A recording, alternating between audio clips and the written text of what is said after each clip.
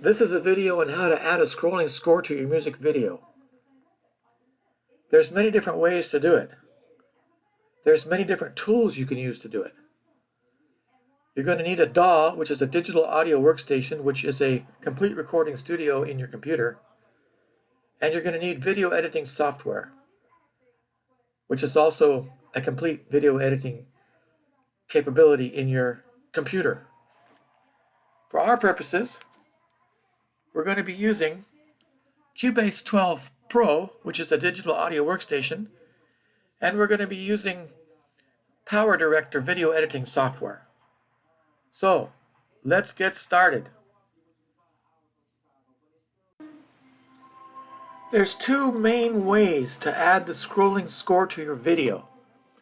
The first way is to sequence the music first. That means you write the music in standard notation in a MIDI track first. And then you record your music over that by following the music, or by listening to a click track, or by using a metronome. This is great for recording Bach or Mozart or a pop song or something that doesn't have any rhythmical changes in it.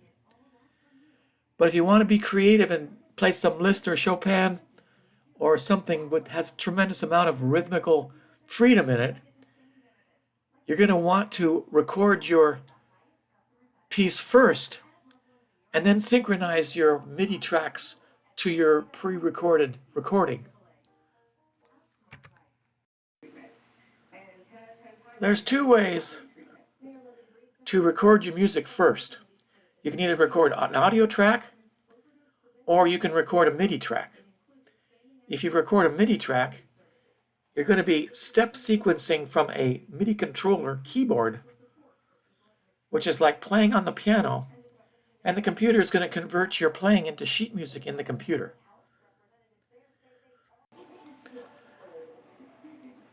Whether you record a MIDI track or an audio track, you're going to need to create a tempo track to synchronize your recording to the score editor.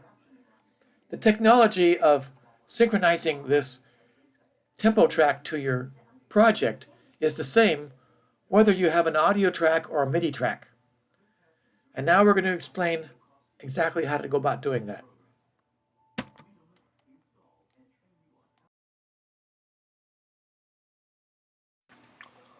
Now open a new project in Cubase. Now click on your inspector window over here. See the MIDI input? You want the portable grand. That's because we hooked up our grand to the computer, and we want the Sonic SE to be our output. So now we're going to solo this. Press the record button. Down here we press the record button in the transport window. And now we're recording something on the piano. I recorded a few notes on the piano. Now I click the space bar to stop it. Now I click on the top bar here, and I'm going to click on the transport play button, and it should play. So that's working. The next thing we're going to do is we're going to record the entire piece. We're going to record the entire piece while we're making a video at the same time. And then we're going to come back.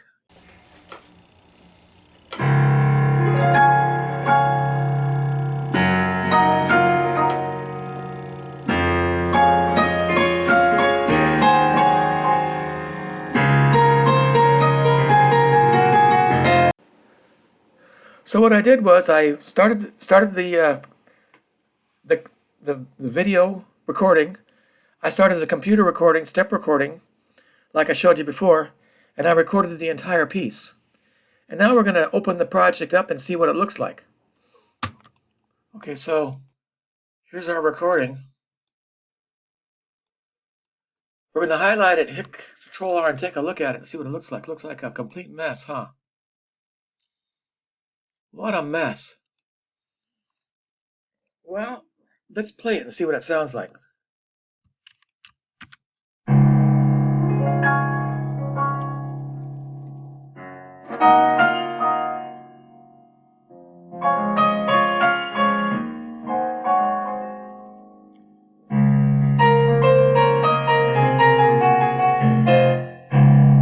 So So it is a MIDI file, and it contains all of the expression and rhythm, nuances and articulation and phrasing that I've recorded. It's just like an analog recording or a digital recording, except it's a MIDI file, which is an event file. But it sounds great, but it looks terrible. So how do we fix it, huh? Any clue? That's a toughie, huh? How do we fix this? We want to make it look pretty. Well, I have the technology to do it, and that's what we're going to do. Now, before we fix the way the music looks, we're going to edit the music note by note. Now, I'm going to show you how to edit the music. We recorded it in MIDI because it's much easier to edit music in MIDI than it is in audio. If you want to edit individual notes in an audio file, it's extremely difficult. I've tried many times and I never was successful at it. It's very, very difficult. Cubase has all the tools you need to do it, but it's very, very tough. When you edit MIDI, on the other hand, let's open this up. It's very easy to edit. All you need to do is just change the notes that are wrong. Let's scrub this and see what it sounds like and find a mistake. See? No mistakes there. You hear that? There's a mistake there. So this guy here is an E. That's the right one. And this guy here is an F. That doesn't belong, so I just hit the delete key. Gone. Let's see what it sounds like. You see, I fixed it. Oh, there's more mistakes. So all of these F's don't belong there, so probably this guy here.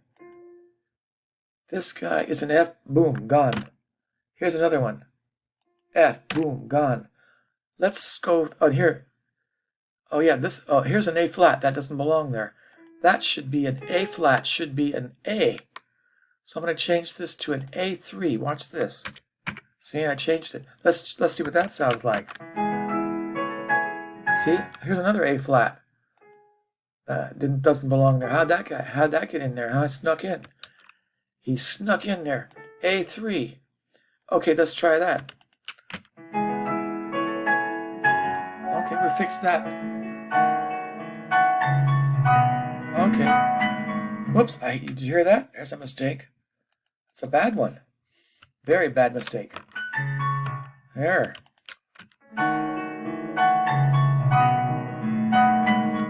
Wow. This is a B. And what should that be? This should be an A. We got B, and it should be an A. I'm going to change this from B4 to A4. A.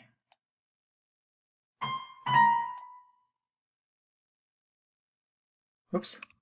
So let me see. This should be. How'd that happen? Oh, here. It's this guy.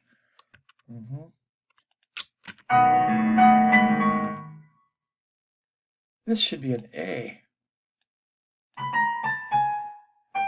A natural. A natural.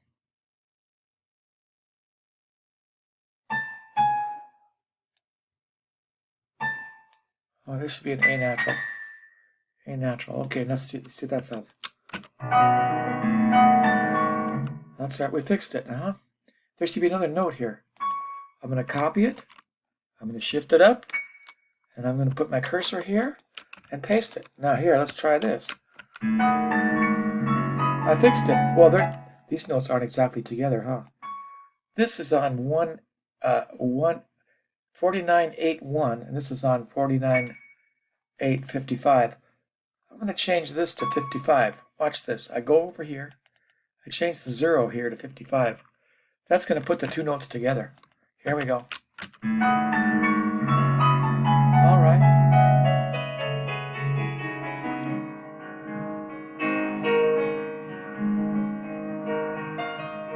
Beautiful, huh? Beautiful. Gorgeous. Very beautiful.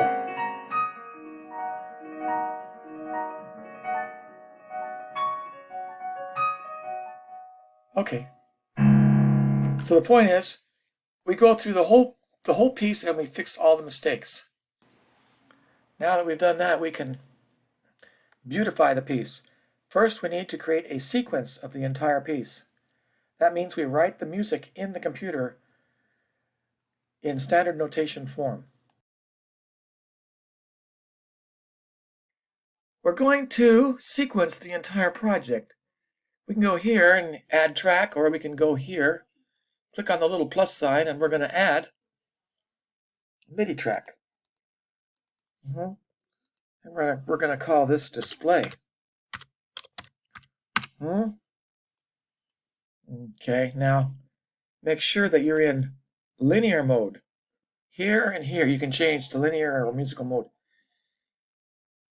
Actually, no. Actually, we want to be in musical mode. We don't want to be in linear mode for this. The recording is in linear mode, but the sequence that we're going to make is actually we're going to hit Control C, and we're going to hit Control V, and we're going to paste it in. Oh, I didn't mean to do that.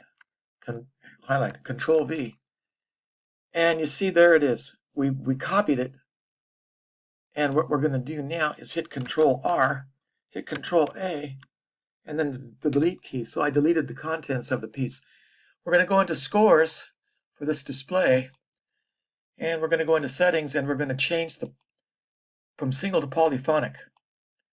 And then we're also going to change these key signature to 5 flats, D flat, and we're already in 9/4, so we're going to start sequencing, and I'm not going to sequence the entire piece.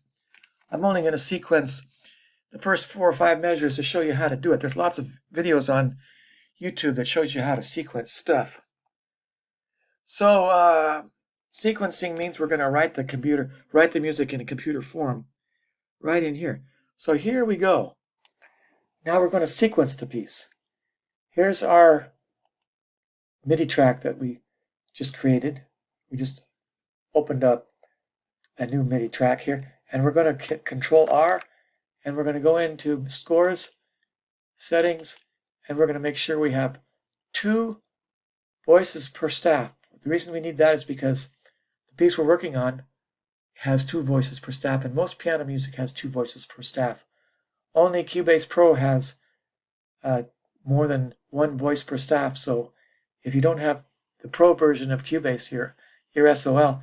I'm going to change the time signature also to 9/8. Now what I did was, the reason this note is gray, watch this, is because it ran off the edge of the universe. It's because this guy is grayed out. I'll show you why. Okay, so let's turn this on again. This is measure 87. So the problem is we really messed up. We're going to delete this, Control C, Control C, Control X. We're at the end of the piece. The reason that it was grayed out was because we're at the end of the piece. You have to make the piece longer if you don't want that grayed out. I want to go to the beginning of the piece. This is measure 9. Let's start measure 10. Shift, Alt, click, and Control V. Now I have 9. I created 9/8 notes in voice 1 and 9/8 notes in voice 6. Okay. So that's what I do. I put 9 beats in every measure because we're in 9/8 time, and I'm going to do 4 measures. It's much faster this way. I'll show you why. Okay, so in the first measure, I've got I want this to be treble clef. So boom, I changed this to treble clef. I'm gonna put in the notes in the first measure. The first measure has a flat and an F in the first measure. Sorry about that. There you go. See, it's an A flat. Control C to get rid of that. Make this an A flat. Okay, make that an A flat. And this guy here is going to be an A flat. A flat, turn the volume down a little bit. A flat. Come on. Okay, to make it bigger, hold down the control and scroll on the mouse. That makes the screen bigger.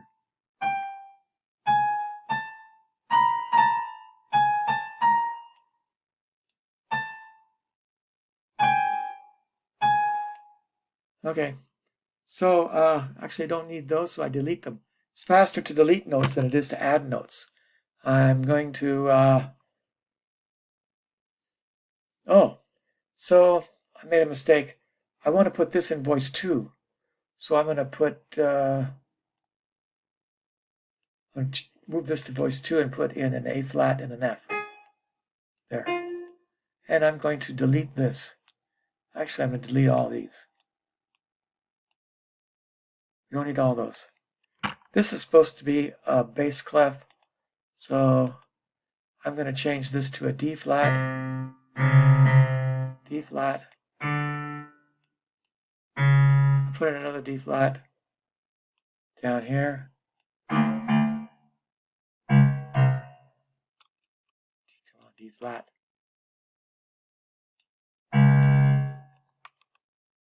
That's as big as it gets. I'm going to highlight it and shift it down. Shift arrow makes it go down an octave. I'm going to get rid of these by highlighting them and hitting, click on one and hit hide. It doesn't actually delete them, it only hides them. And you can get them back later. And here we're going to put in another eighth note. Put in an F. Okay, so now this note here should be an F and a D flat. So I'm going to put an F and D flat. F and D flat. Okay. Get rid of those two. Get rid of these. Oh, don't get rid of those. Get rid of these two. And this goes up here to A flat. And we want another F here.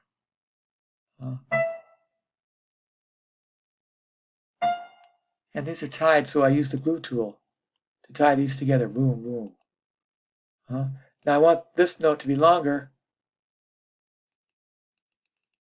So why didn't I tie? This is note 1, this is voice 1, this is voice 1. So these two should tie together. And they don't tie together for some reason. Oh, I see what the problem is. I see what the problem is. This is in the wrong voice. So I want to move this to voice 1. Now I can tie the voices together. Okay? And then the next thing I do, I don't like all those rests. It looks ugly, so I'm going to just hide them. Oops, shoot, Control Z. Hide these rests. Don't need them.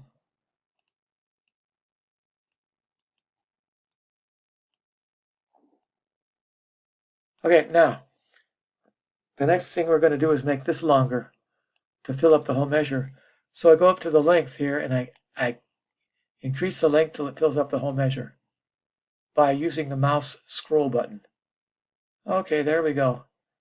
Now our first measure is done. Let's hit Shift, Alt, and click and see what it sounds like. This needs to be longer. So I need to highlight this and change the length until it fills up the okay, now try. So that's the first measure. This needs to be longer. This needs to fill up the length. So let me explain how this works. This is the meter bar up here. This is the start. This is the measure number 10. This is where it ends, measure number 11. This is the beat number. 7 means it's the 7th beat. There's 9 beats in a measure. The 8th note, that means there's 9 8th notes in a measure. This is the 16th note. This is 2 16th notes per 8th note. And this is the ticks. This is 120 ticks per 16th note, which is 240 ticks per 8th note, which is over 2,000 ticks per measure, which is very high resolution. So look look down here. We're at our speed is actually 100. Our tempo is actually 100. That gives us about 1,000 ticks per second, which is 1 tick per millisecond. So hit Control R again. We've done the first measure now. We're going to do the second measure. We have eighth notes, eighth note, and half note. So the second eighth note is an E flat. An E flat, we have to add a C to that. And then we add F to that. And we add another note. Oops. Oh, let's get rid of this because that confuses the whole measure. Okay. And then we have, again, we have another E flat here. Now that's all we have in that measure. I'm going to delete these and I'm going to make this longer. So I go up here to the length and I scroll until it fills up the whole measure. See how fast that is? That's very fast. And then down here, we're in the treble clef all of a sudden. So I click on the treble clef sign and put it here. And then we're going to get rid of all these because we don't need them.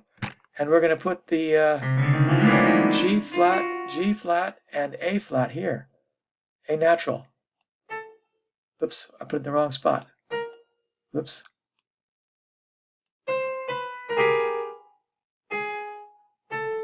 Okay, that's fun, huh? Now delete that. Now we make this longer to fill up the whole measure.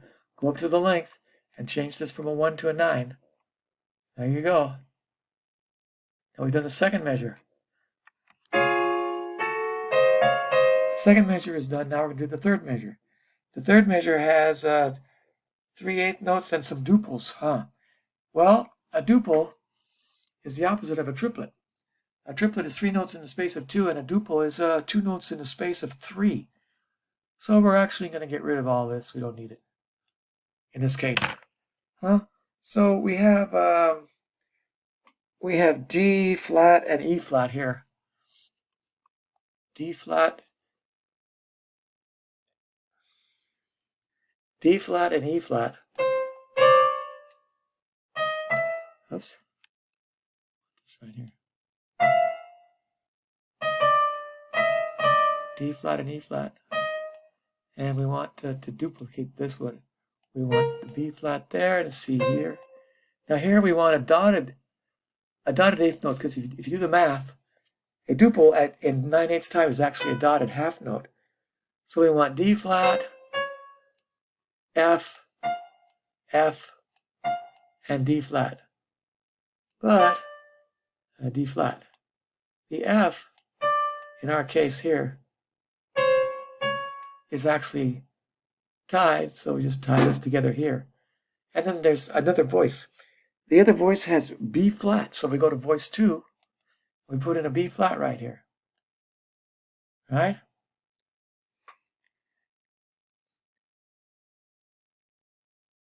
Yeah.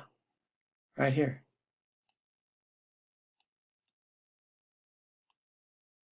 Oh, we don't want the dot. Get rid of the dot. And we want to make that longer, so we increase the length until it fills the page. Probably 6, huh? 6. That makes sense. Let's see how that works. Oh, and this is tied. So this should be an E flat here. And we want another note. We want a C here. And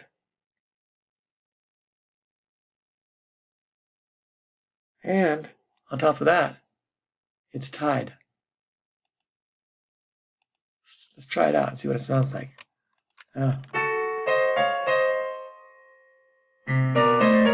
Well, this stuff doesn't belong here. In the bass clef, in the left hand we have F and A flat. So we have F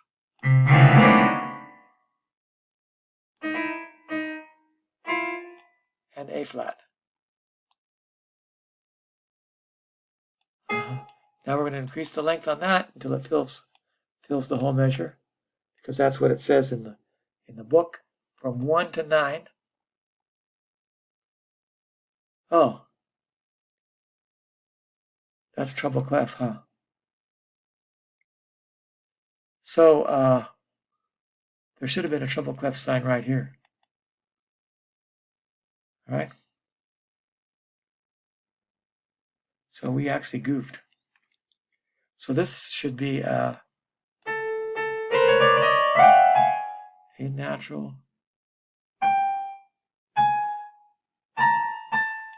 and a G flat.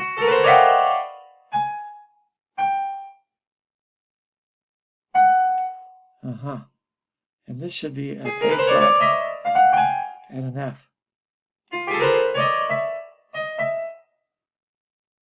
Let's see what that sounds like.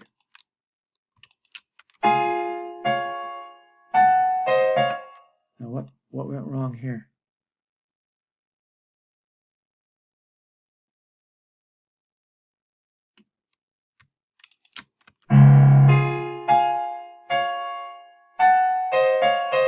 Oh, I got the wrong symbol in there.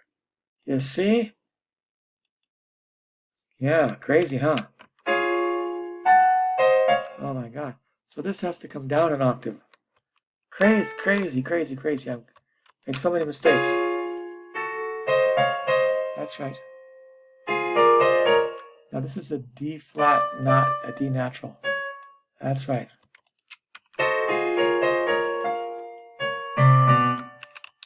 Okay, so there's 3 measures, and we'll do one more measure. One more measure just for fun. Control R, and back a little bit so we can remember where we were. And now the 4th measure goes 3 eighth notes and a dotted half note. So this is tied. This note is tied. It's a D flat. And that's going to be another note here. It's going to be a B flat. That's right. This is going to be an E flat. And this is going to be a C. This is going to be another note, E flat. And this is going to be A flat and a C. Except it's going to be longer. I'm going to delete these. And I'm going to make this 6. Length 6. 1, 2, 3, 4, 5, 6. Okay. Now that the treble clef is done, is that voice 2? Are we in voice 2 or voice 1? Huh? We're in voice 1. Let's make sure. Yeah, we're in voice 1. And then the bass clef we have, this should be a longer. So this, we're not long enough here. This should be 9. There you go. Now we can change the stem direction on this. I'll show you. Flip.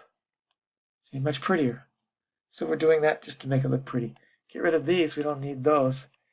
And then in the other clef we have E flat and G.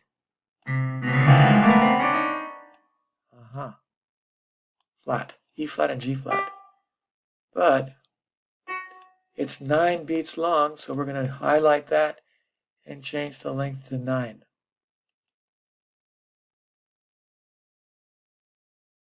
Okay? So now we hit Control S and say, let's make sure it sounds good. Oops, so this is so interestingly enough, these are actually tied. This is tied with that. And let's see why it doesn't. Oh, it's in the wrong voice. Interesting. So this little guy here belongs in this voice here.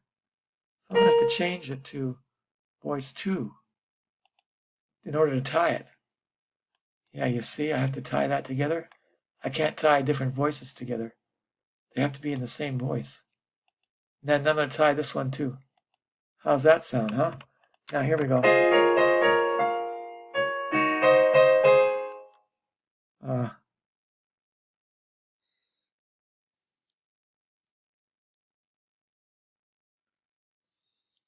So these are the wrong notes.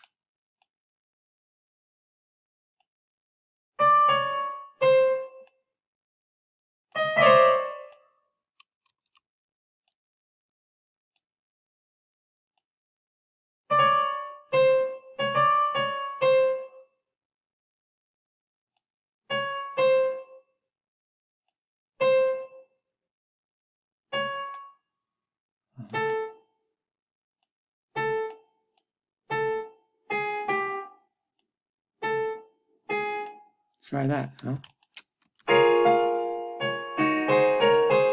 Okay, let's get rid of some of these. I don't like them. They are a nuisance. They are annoying. Okay, Control S. Now I've just sequenced the first 4 measures. Okay.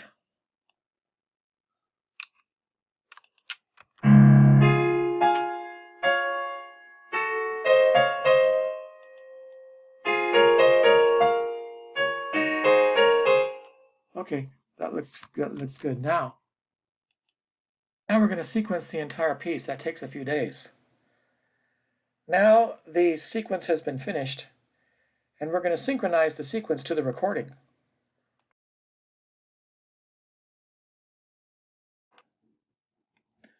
Okay, now this is our recording.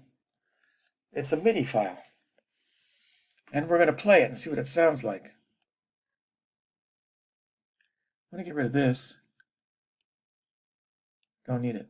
So we hit Control R, and backtrack a little bit. Go down to the scroll bar here. Move that back. And here's where it starts. So here we're going to play it.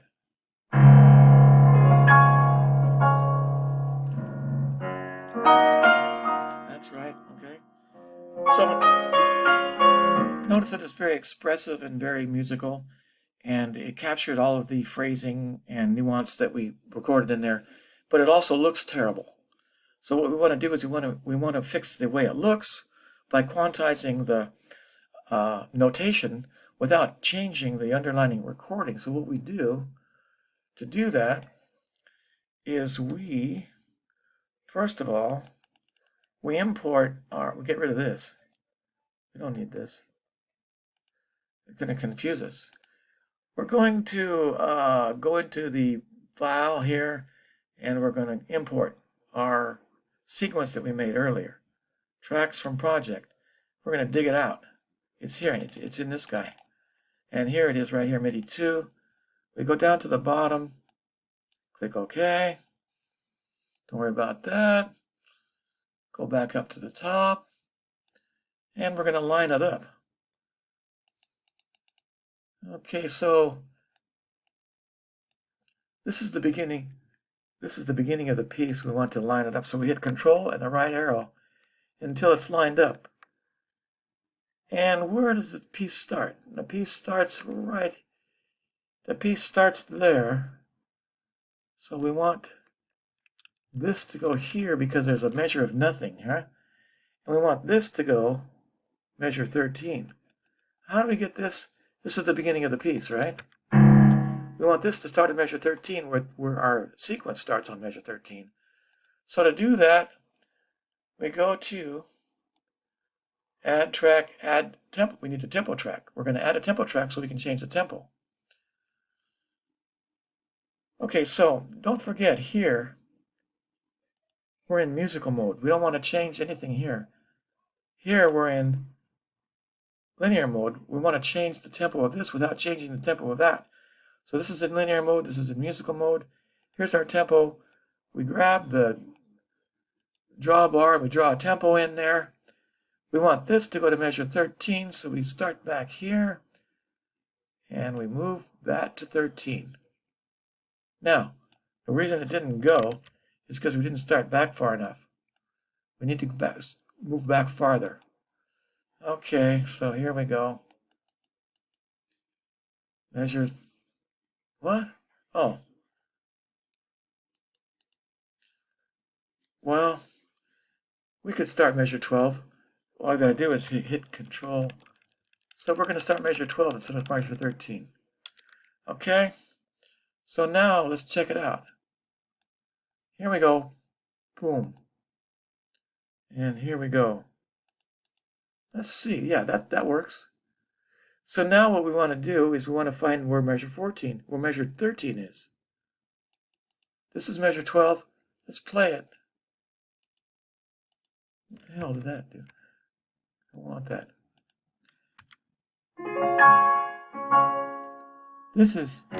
That's 13. That's where measure 12 starts. Do it again. Here we go. So this is where measure 13 starts. So to do that, we get rid of this little guy here. We start measure 12 and move. Where was that? I lost my concentration. Right here. I want to move this to measure 13. So I start 12.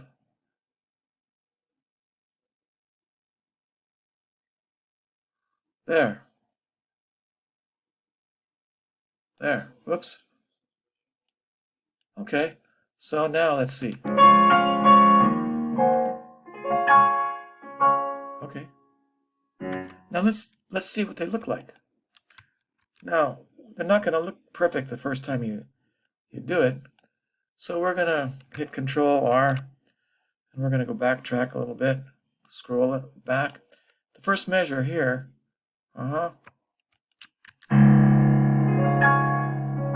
this is displaying late. So in order to fix that, we want to speed this up and slow this down at the end. So this is tricky. I'm going to show you how to do that. So right here, I'm going to speed up a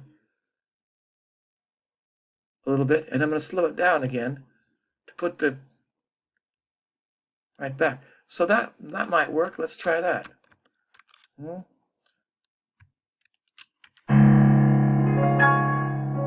Okay, so you see what I did. That's very tricky. I'm quantizing the piece so that see right here?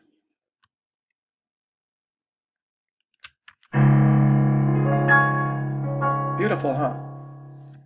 I quantized the appearance so that it looks like the music is right on cue.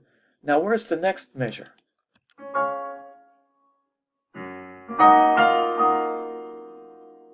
There's measure 14 right there. So to change that, I go to measure 13 and I move it over to right there. Whoops, I had it. Oops. Very frustrating, huh? There. Oh, I had it. There. Let's check it and see if it works. Oops. So measure 13 is messed up now. Oh, so let's go back. So this is 13. Oh, we okay, so what we did wrong was this is 14 right here. So I have to go here and move this to here. Let's check it. Whoops. This has to be 14.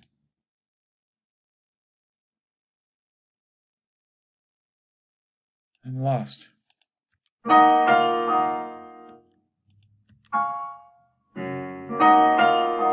This is 14 right here.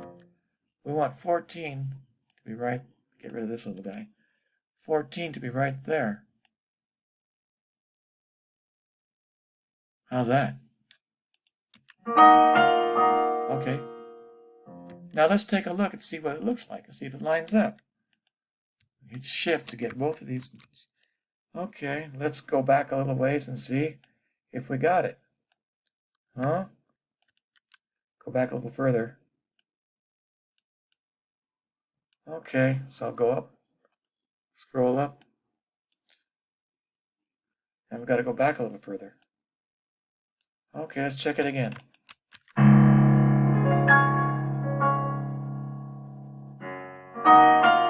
That worked. Okay, so that didn't need any adjustment. So now we're doing the third measure.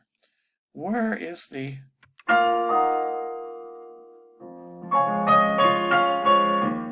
This has to be measure 15.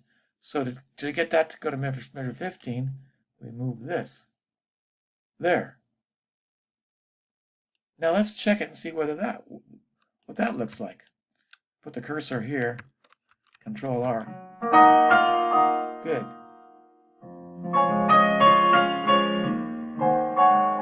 Okay. So I just did the first 4 measures. That's how you beautify the piece. You go through the whole piece and you do the whole thing like that. And that's an all-day job. I just did the first measure, four measures. Now I'm going to show you an optical illusion. It's very, very exciting. The recording is going to sound, but it's not going to display, so I'm going to undisplay it. See? And this is going to display, but it's not going to sound. Right? So we're going to hit Control R. And this is our piece. Here's how it goes. See how beautiful that is? It looks like it's playing, but it's actually not. You see? Isn't that pretty?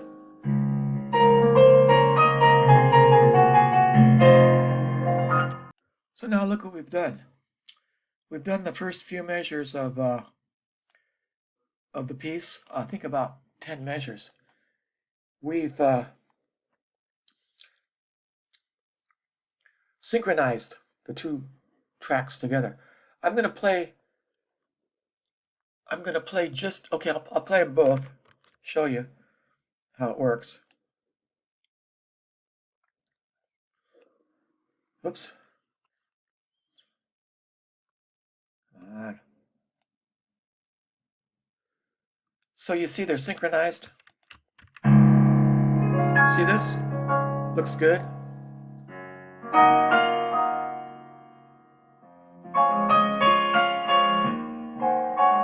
Beautiful, huh?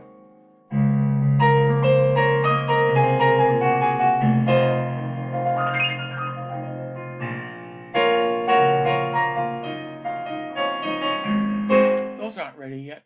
So this is as far as I got. I got to measure 16. So if I wanted to do more than 16,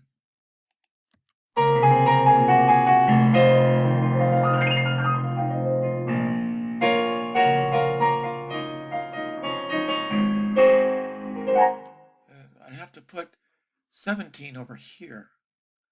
So I go. Oh, anyway. So,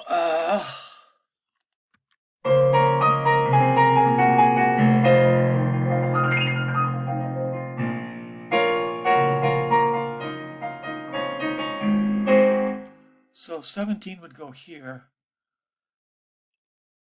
and we're going to do that later. So here's what we're going to do. I'm going to just display this one and not make it sound, and I'm not, so this is going to display and not sound, and this is going to not display and sound. So it's going to be an optical illusion when I do this. So here we go.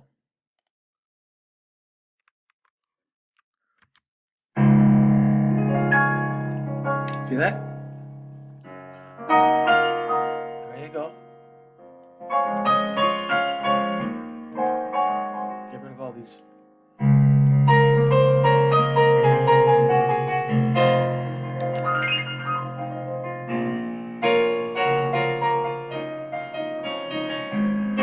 That's as far as we got.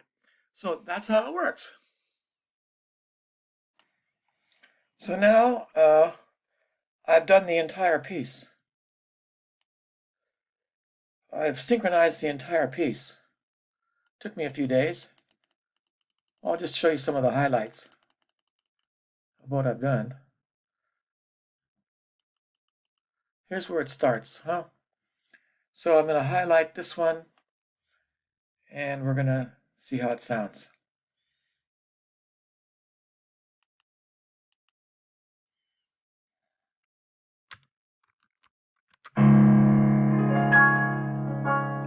Beautiful.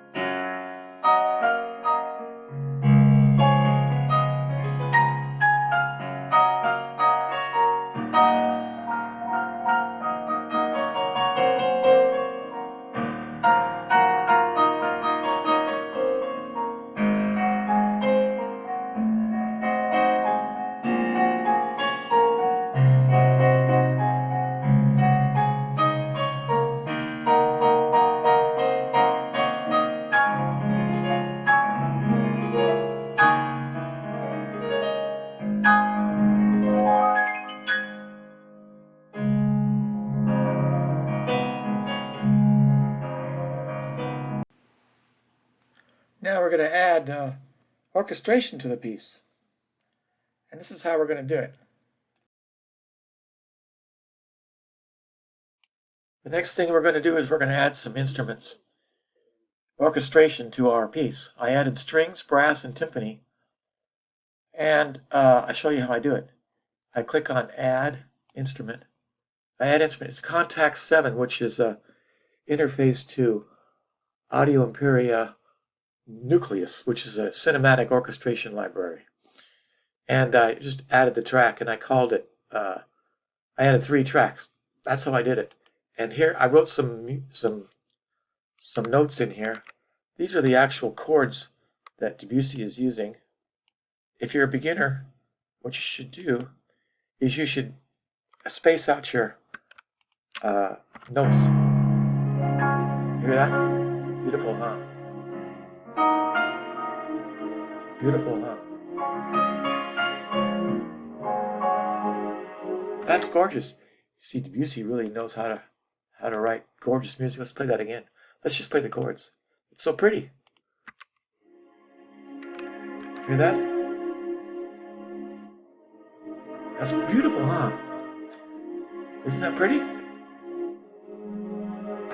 Okay, so what we're going to do next is I'm going to show you how to automate.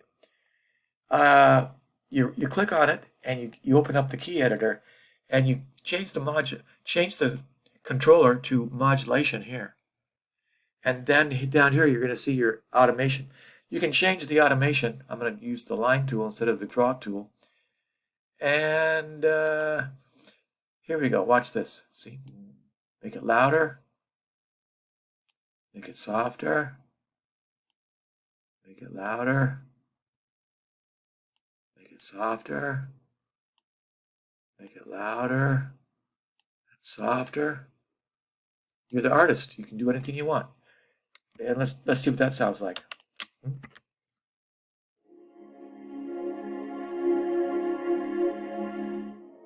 Gorgeous, huh?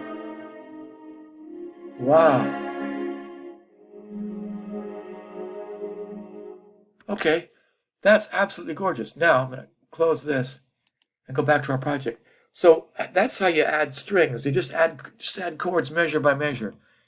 I'm going to also show you a trick to add some melodic content to your piece.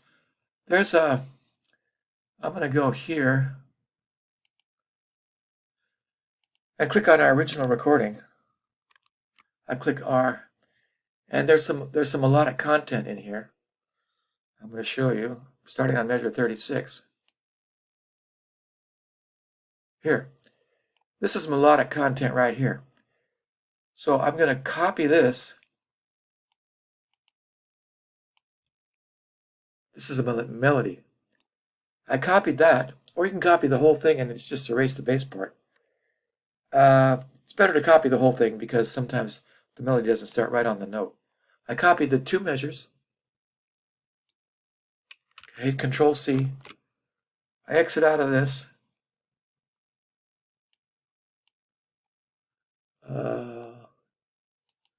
And I go to measure 36 in the string section. And I put it in there. Let's see what it sounds like. So I want to erase this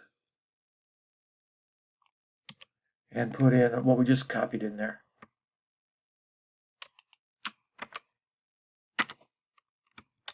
Oops, no good. There we go. I want to erase all this junk. We just want the melody and listen to it. No sound. So when you get no sound, you got to go back to the beginning of the piece and check and see if you have sound. No sound. So let's see what this sounds like.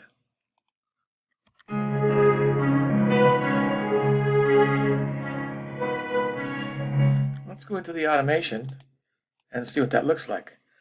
So that's okay. We can change the volume here if we want. Let's try that. Oh, starts over here.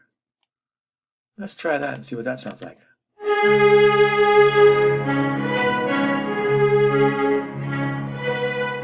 Okay, so that's an idea. That's just an idea on how to duplicate the melody in the strings. I'm going to do something here. I'll show you a trick. Don't want those, huh? I'll make these a little bit longer, huh? See? I'm cheating here. Let's see what that sounds like. It goes on and on.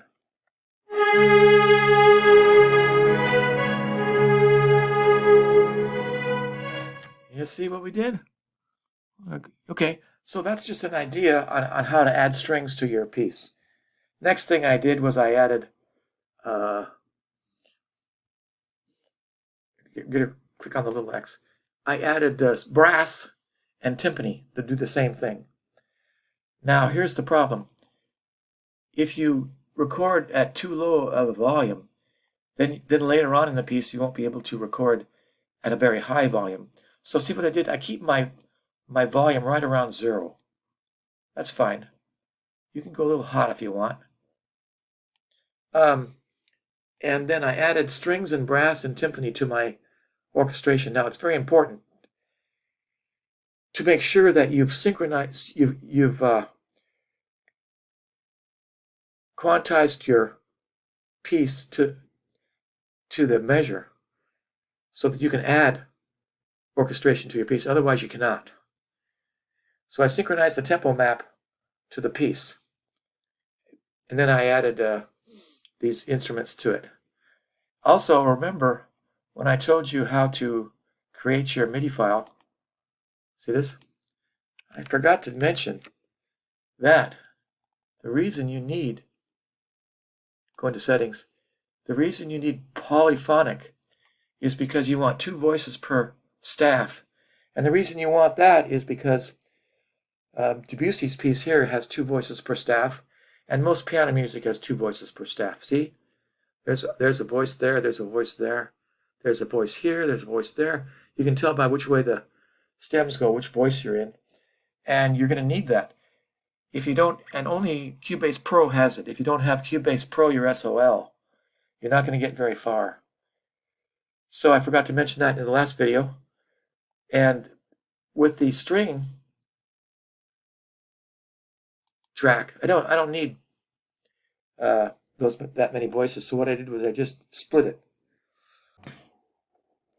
Now remember I told you that the technology is the same whether you're trying to synchronize the tempo track to a MIDI file or to an audio file. Well, I swapped out, here's my audio file of the piano. I swapped out the MIDI file with an audio file to show you how to do it. Here's the, to open the inspector window for the audio track. You double click on it. Opens up this audio window here. Now watch as I play it.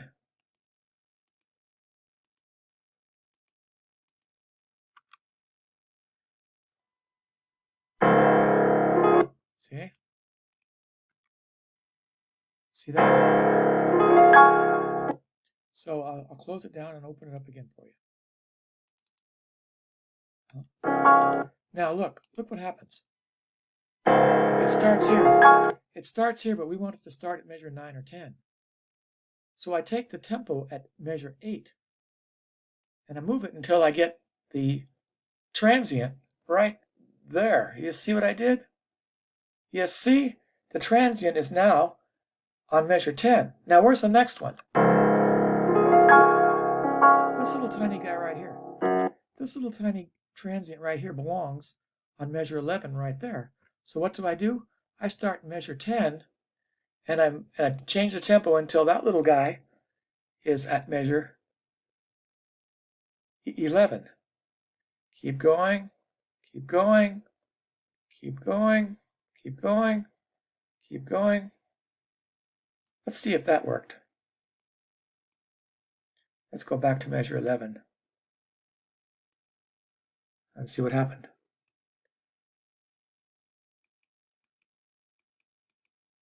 Try it again. So look. see? This little guy here belongs to measure 11.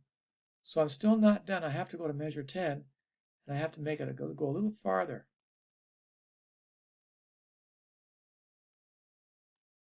See, I almost got it.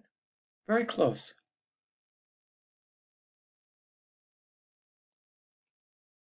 See if that worked. See, it automatically scales it for you, which we don't want.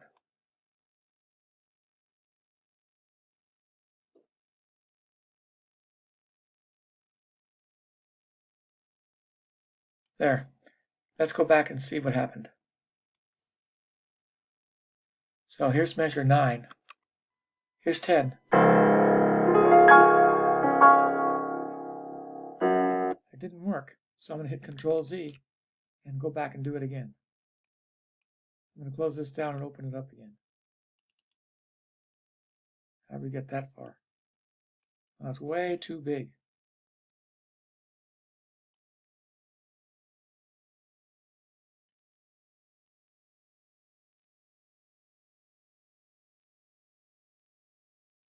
Okay, there.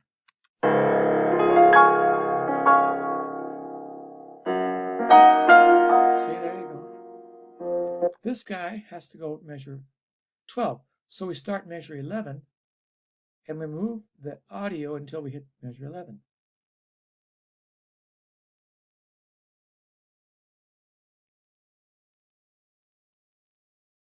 There. Now watch. Okay. Now we got the first 3 measures done.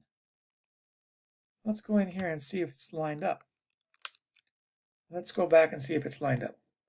We don't actually have it lined up.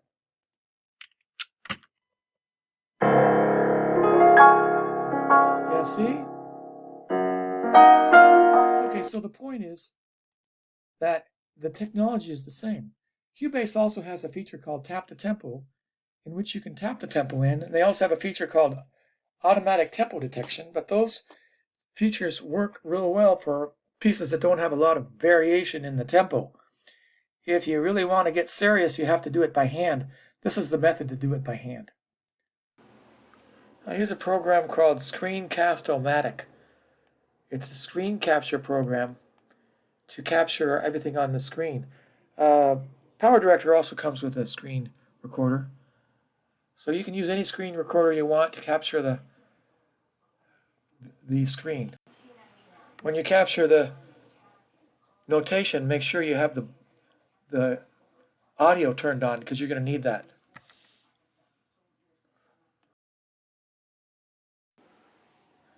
I'm only going to capture one line of music here.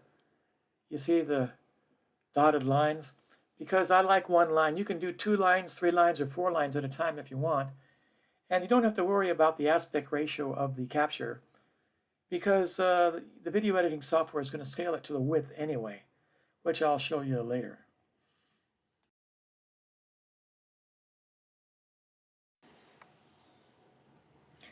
Start the project at the beginning of the piece and then capture the video of the entire piece. And then save it to your project folder.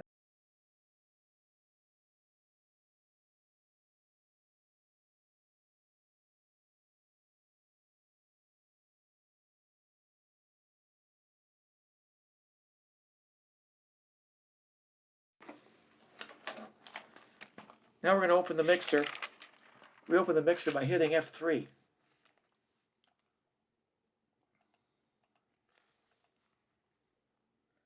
Here's our mixing console. You can turn on and off individual tracks on the left panel over here. The routing information at the top indicates our routing information. Makes it easy to configure.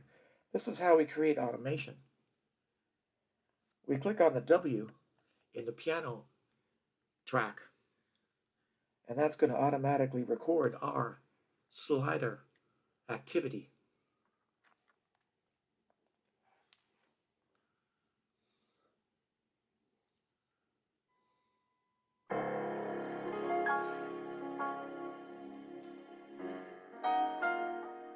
It records the slider activity in real time.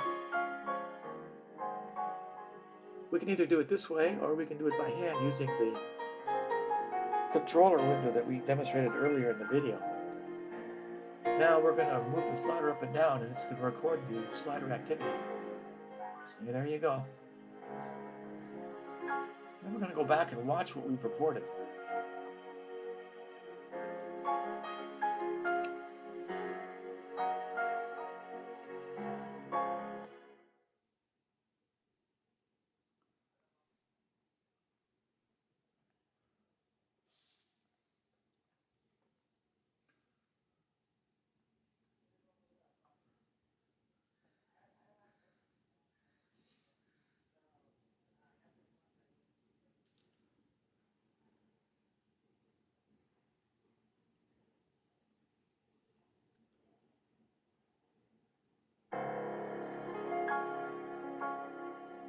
See?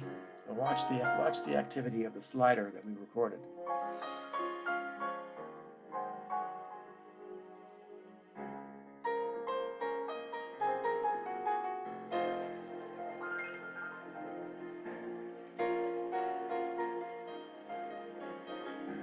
See, there it goes.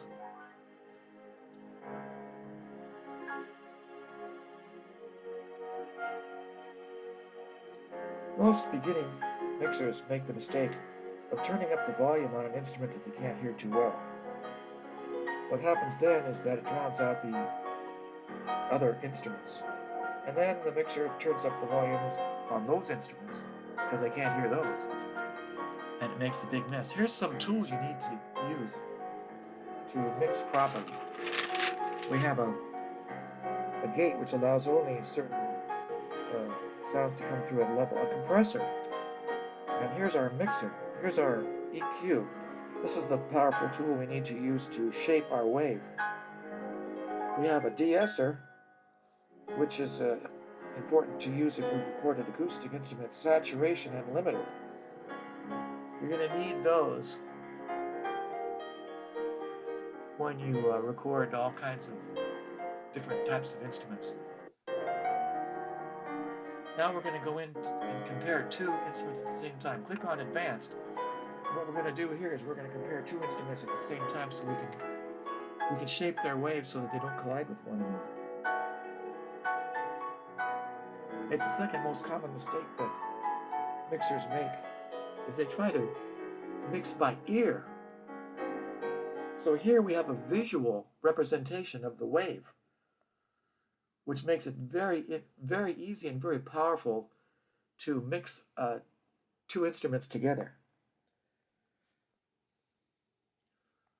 And not only do we have a visual representation, but we can actually change the waveform by using our mouse on the wave to change the shape of the wave. Click on the E, and it opens up the strings. We're going to enter brass. We're going to compare strings and brass together. The strings are in blue and the brass are in purple, you see. Now you can watch the two interact with each other.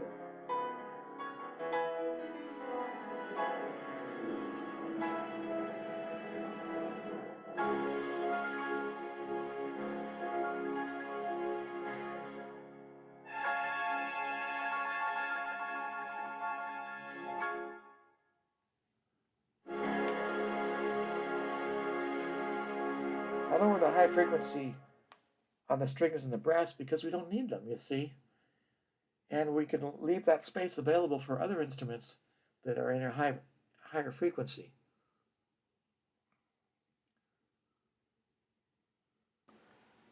So that's a brief introduction to the mixer. If all you're doing is recording a piano, then you can use the mixer to EQ the sound. Next thing we're going to do is we're going to master and export our project.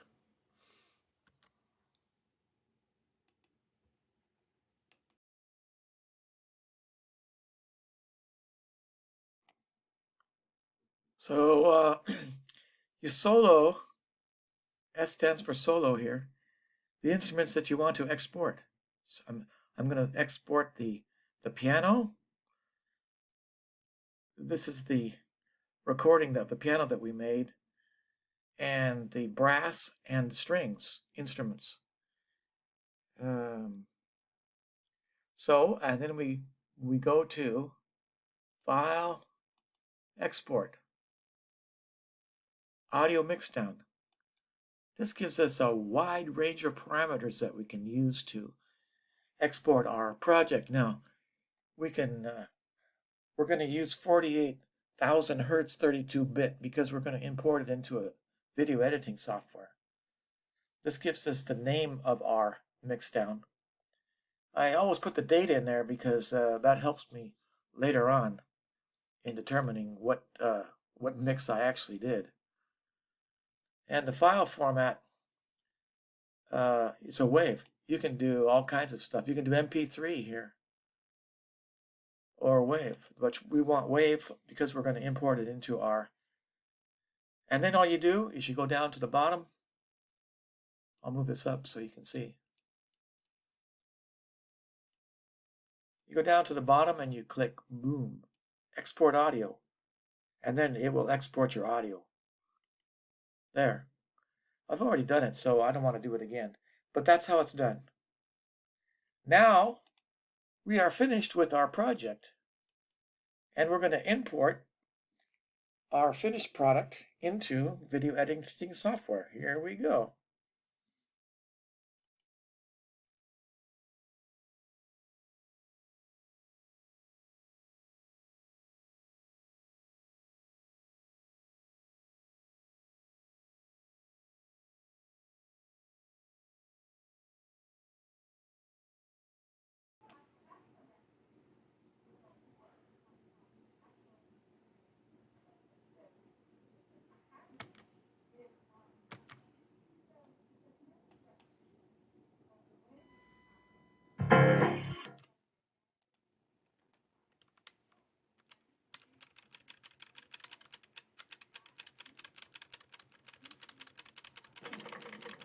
I've imported my 3 files into the PowerDirector project, and now I'm lining up the audio by clicking on Alt and the arrow keys and using the wave information from the tracks as a visual guide to see where they start, and I'm using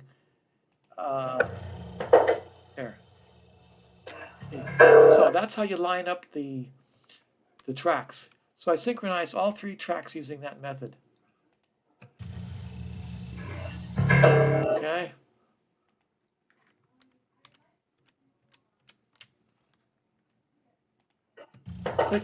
Click by click.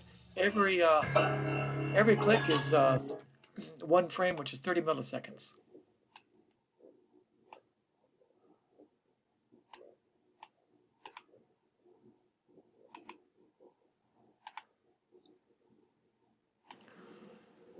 Okay, now what I'm doing is I'm taking a picture of an empty piano, and I'm going to cut the video right where the music starts. So I go and I find where the music starts. I take a snapshot of the first frame, and then I cut it, and then I start editing it. See? Take a snapshot, and I cut it.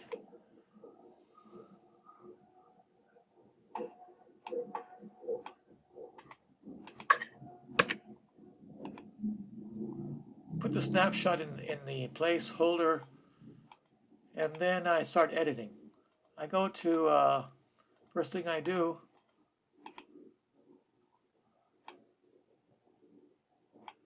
is I go to the mask designer.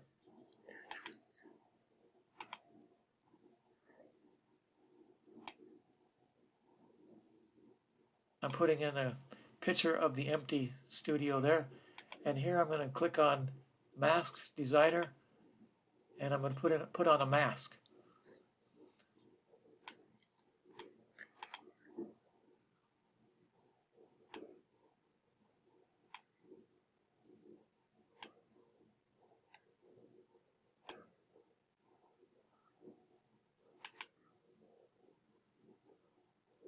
I'm going to go into the zoom, and I'm going to zoom in. I've got a keyframe there already. So I'm going to scale it down. I'm going to put in a keyframe right here.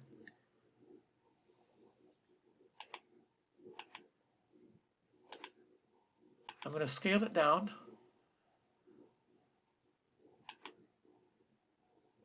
And so that zooms in. Put it right where I want it. Yeah, and then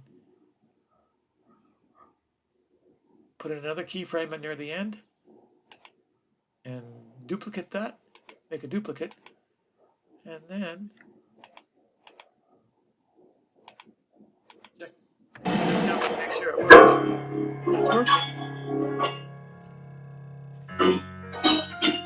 It's working. It's working.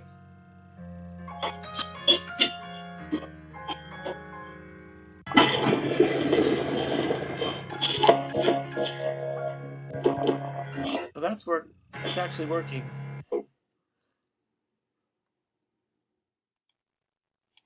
And then I go into my picture that I've just made. I go into the PIP designer and I scale it and move it down to where I want it. And then, yeah.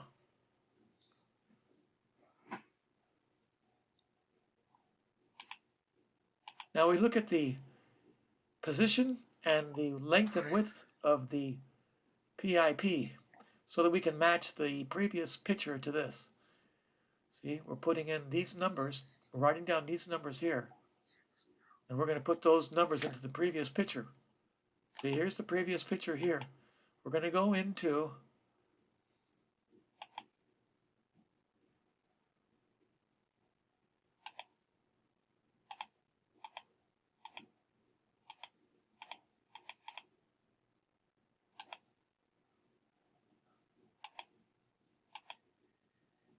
our designer here, and we're going to put these numbers that we just wrote down, we're going to put them in there so that the picture matches the video. You see?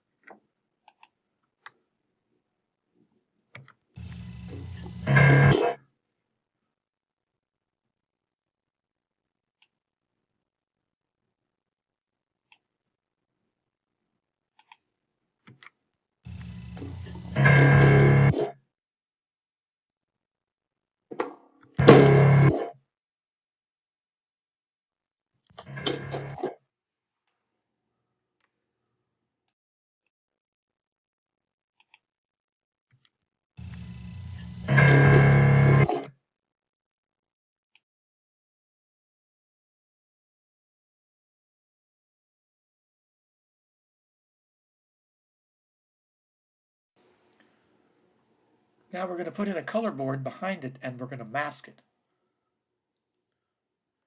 We're going to use the eyedropper to find the color. It's not exactly black, it's a little bit lighter than black. So we put in the color board there.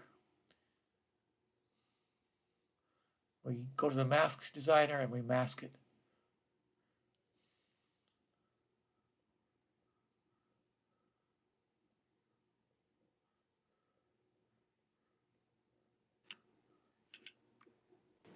Now we're going to make the music look like it's rising up. So we go into the pip designer and we put in some keyframes. Put in a keyframe at the beginning and put a keyframe at the end. At the end we want it to be up. There we go. See how easy that is? Very easy. And then we're done. That's how we do it.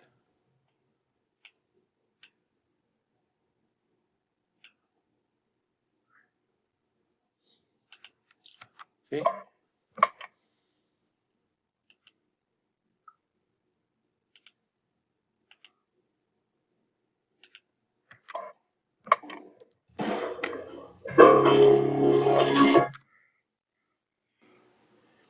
Then at the end of the piece, we do everything that we just did in the reverse order. And now we're done with the editing. We're going to export it. To export it, we just highlight the amount of video that we want to export, and here we go. We want to export the whole thing, so we go to the end of the piece here. Here's the end of the piece here. And then we hit the export produce range. And then we enter this screen here. And you want 1280 by 720, 30 frames per second. 16, that's fine. You can use 16, yeah, that's fine. And there you go. And then you hit start and it will start rendering. And that takes about a half an hour. Then you're done. Now we're done with our project.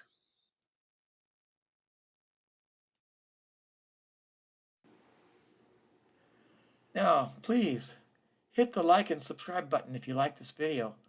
I'm going to play the whole video for you.